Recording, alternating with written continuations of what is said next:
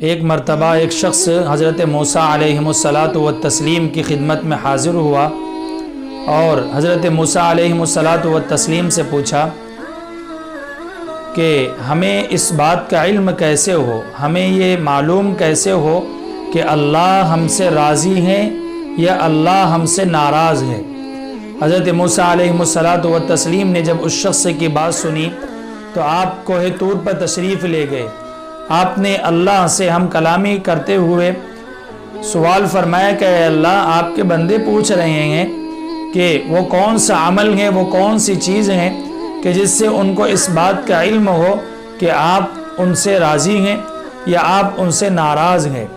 اللہ رب العزت نے حضرت موسیٰ علیہ السلام سے فرمایا کہ اے موسیٰ، جاؤ اور جا کر میرے بندوں سے کہہ دو اور بنی اسرائیل سے کہہ دو کہ تم اپنے دل میں غور و فکر کرو۔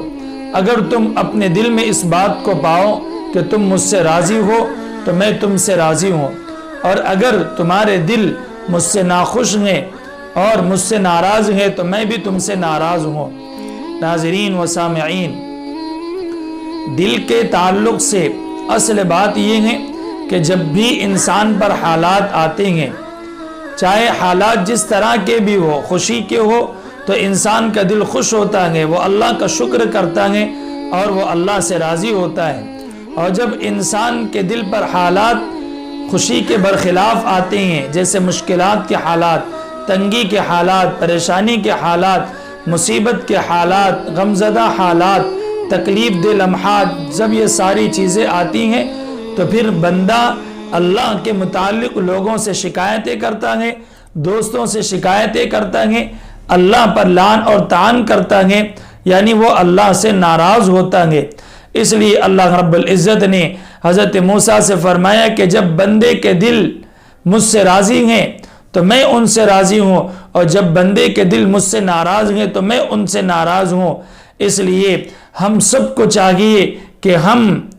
خوشی کے ماحول میں جیسے اللہ سے راضی ہیں، غمی کے ماحول میں بھی اللہ سے راضی رہیں۔ کیوں؟ اس لیے کہ خوشی بھی اللہ دیتے ہیں، غمی بھی اللہ دیتے ہیں۔ خوشی آنے پر ہم راضی ہیں، غمی آنے پر ہم ناراض ہیں، تو یہ ہمارے عبدیت کے خلاف ہے، ہمارے بندے ہونے کے خلاف ہے۔ ہم تو اللہ سے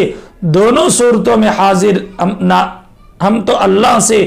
دونوں صورتوں میں بھی راضی رہیں، خوش رہیں، اور اللہ سے کہیں کہ اے اللہ، آپ جس حال میں رکھے میں اس حال میں راضی، آپ جس حال میں رکھے میں اس حال میں خوشحال ہوں۔ اے اللہ، میں آپ سے کبھی بھی ناراض نہیں ہوں۔ تو پھر آپ خود دیکھیں گے، ہم خود دیکھیں گے کہ اللہ کی رحمتیں ہم مصیبتوں میں بھی ہوں گے تو کس طرح سے اللہ کی رحمتیں ہم پر اتریں گی، نازل ہوگی، اور اللہ جل از جل ہمیں مصیبتوں سے نجات دلا کر پھر خوشحالی کے ماحول میں اللہ واپس لوٹا دیں گے۔